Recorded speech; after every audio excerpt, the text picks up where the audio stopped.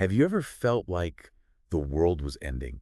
Everything around you was going crazy. Oh, yeah, for sure. Well, imagine you're living in Germany in 1517. Hmm. The Black Death is still like a recent memory. Right. The Ottoman Empire is a threat to all of Europe. Yeah. And to top it all off, Yeah. the church is selling indulgences. Indulgences. Yeah, basically like get out of jail free cards for purgatory. Wow. It's a time just ripe for some big changes. Yeah, sounds like it. And that's where Martin Luther comes in. Hmm. Today, we are going to deep dive into his early years and what made him so explosive. All right. We'll be using Tom Holland's book, Dominion, Okay. and an episode of the Rest is History podcast as our guides. Cool. So get ready for a little historical context and a healthy dose of debate as we figure out what on earth drove Luther to challenge the most powerful institution in the world, Alrighty. and how his ideas, as crazy as they seemed back then, still resonate with us even today. It is amazing how much they still impact us. It really is. You know, it's fascinating how all that anxiety in 1517 Germany really set the stage for someone like Luther to come along. Right. It wasn't just about theological differences. It was a whole society grappling with this existential dread. And Luther himself, he was such a fascinating mix of contradictions. Yeah. He was an Augustinian monk, a professor at Wittenberg University, Mm-hmm. and as our sources point out, kind of a master of self-promotion. Oh, really? Yeah, almost like he understood the power of the media even way back then. Huh.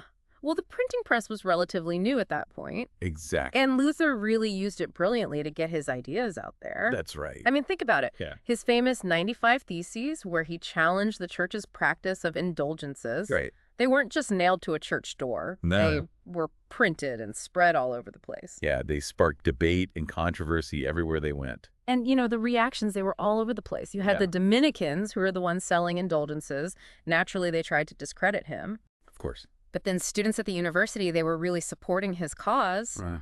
I mean, there are even reports of book burnings in support of Luther. Wow. And the Pope, at first, he just kind of dismissed it all. Yeah. Thought it was just a bunch of monks arguing. Just monk drama. Exactly. This is where Luther's personal journey starts to get really interesting. Yeah. Our sources describe him as someone who's really wrestling with his own faith. Mm. Like he felt the weight of his sins very heavily. Oh, wow. But then Luther has this breakthrough moment. Oh, tell me about this. Yeah, it comes while he's studying St. Paul's letters. Mm. He becomes totally fixated on this idea of sola scriptura. Sola scriptura. Yeah, the idea that scripture alone is the ultimate authority. So not the church hierarchy, not ritual. Nope, just a direct connection between the individual and God's word. Wow, that's powerful.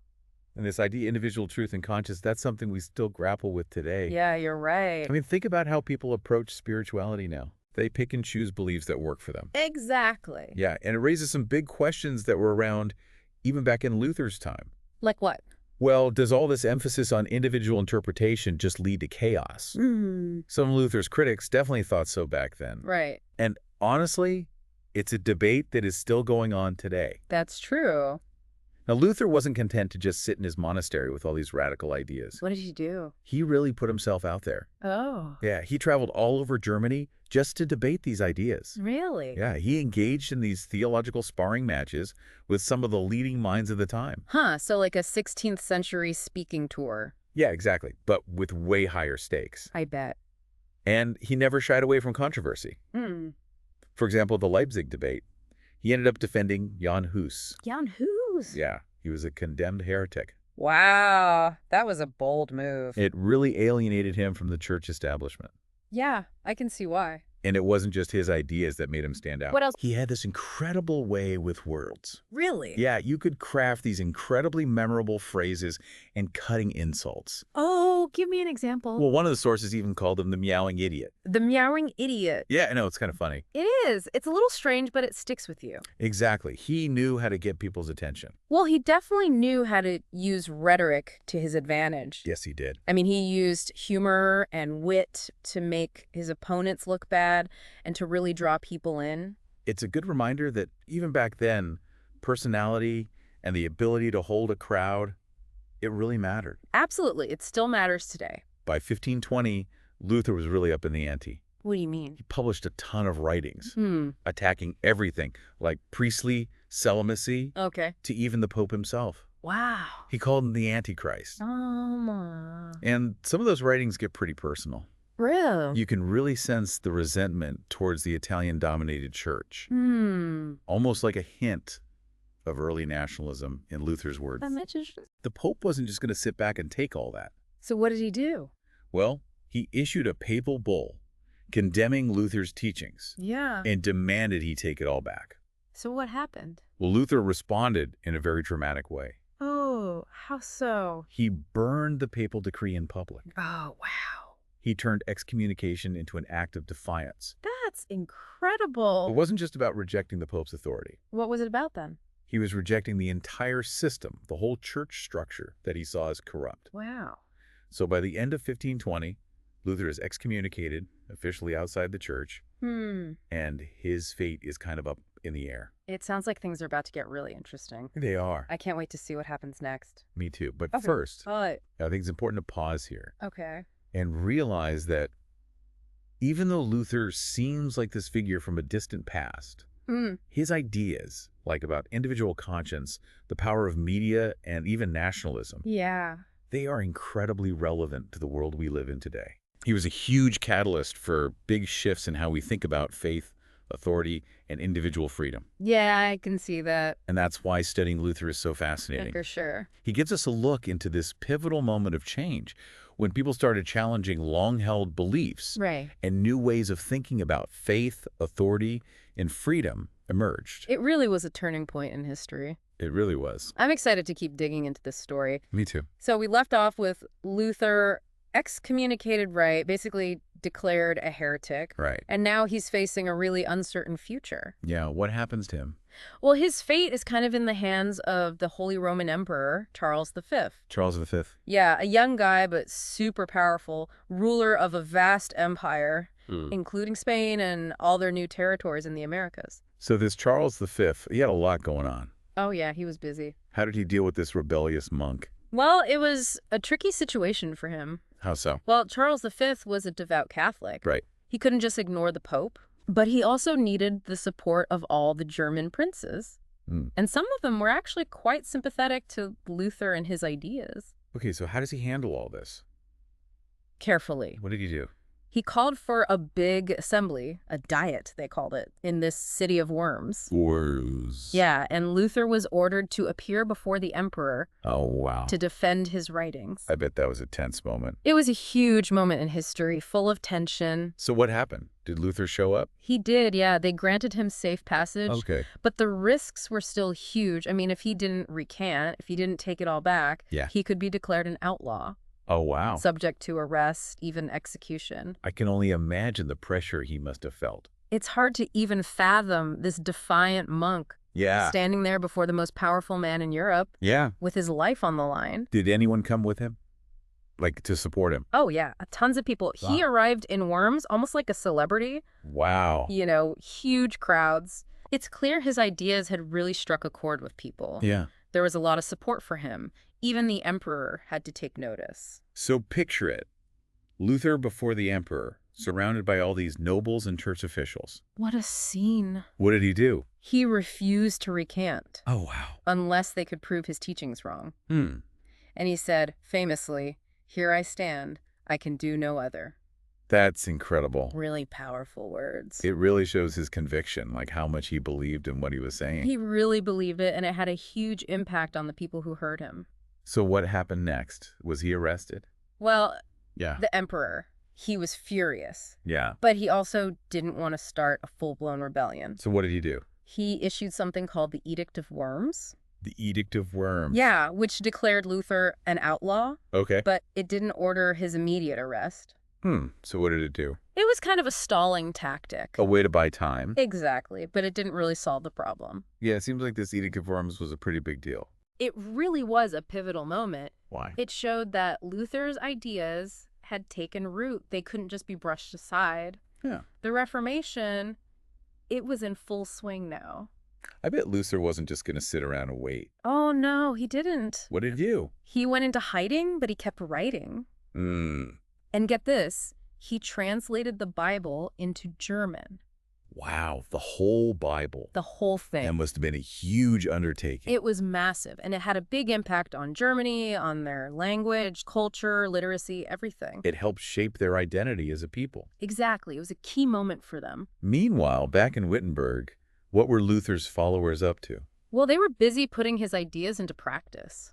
Really? How so? Well, Andreas Karlstadt, he was the chancellor of the university. Oh. He started introducing all these reforms. Like what? Abolishing priestly celibacy, simplifying worship services. Wow. He even allowed priests to get married. That's a big change. Huge change. How did people react? Mixed reactions, as you might imagine. Some people were like, finally, it's about time. Yeah.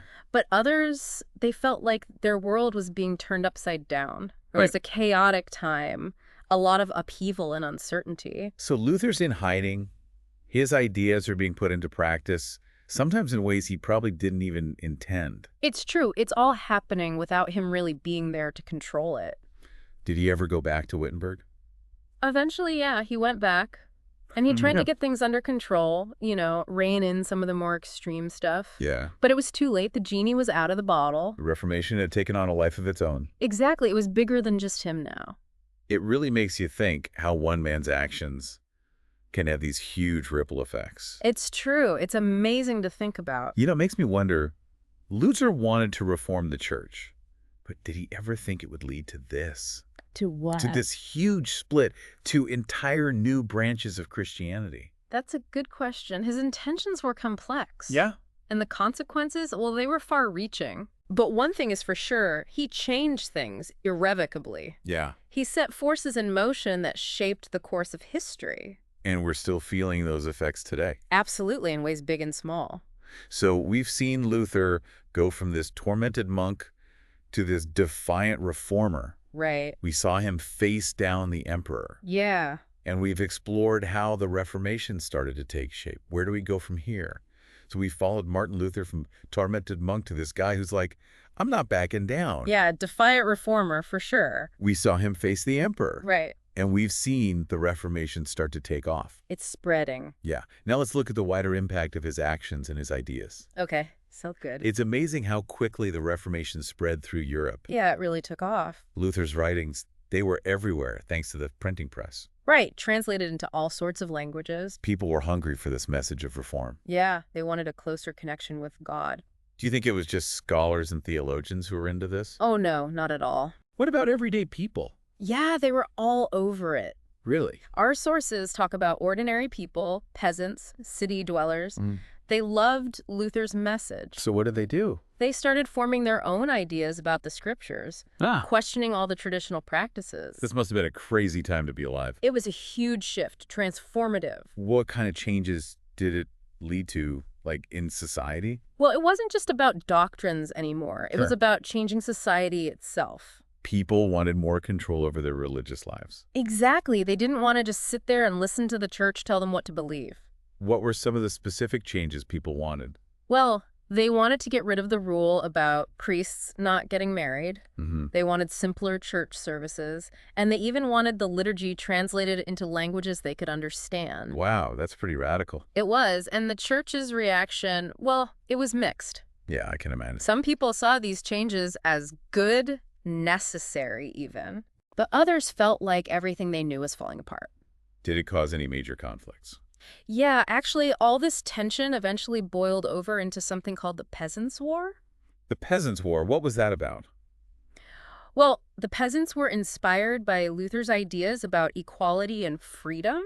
So they rose up against the lords, demanding more fairness, you know, economic and social justice. So Luther's ideas had an impact beyond religion. Oh, absolutely. They spilled over into the political and social spheres. Do you think it was his intention? Well, it's important to remember that Luther's main focus was on reforming the church. Right. He didn't want a social revolution. Okay. In fact, when the peasants revolted, he was really upset about it. Yeah. He condemned the violence. He believed in obeying the secular authorities. So he wasn't aligned with the peasants on this one. No, which actually hurt his reputation in some way. So the rebellion didn't go well for the peasants. It was brutally suppressed. But even with this setback, did the Reformation keep spreading? Oh, yeah, it was unstoppable. Oh, wow. like wildfire. What happened? New Protestant denominations popped up all over. Like what? You had the Calvinists, the Anabaptists. They all had their own take on Luther's teachings. So the Catholic Church was no longer the only game in town. That's right. Luther had changed the religious landscape of Europe forever. And this was all because of one man. Well, one man and his ideas, and of course the printing press.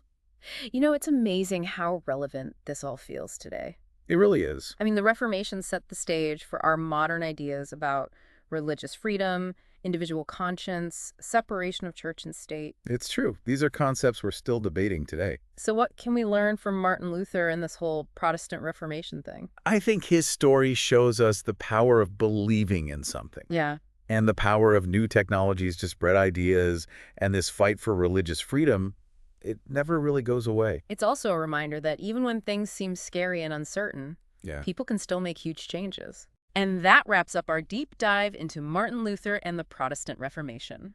We hope you enjoyed this trip back in time. It's been a fascinating journey. We encourage you to learn more about this period and think about how it still affects us today. Yeah, it's really quite amazing.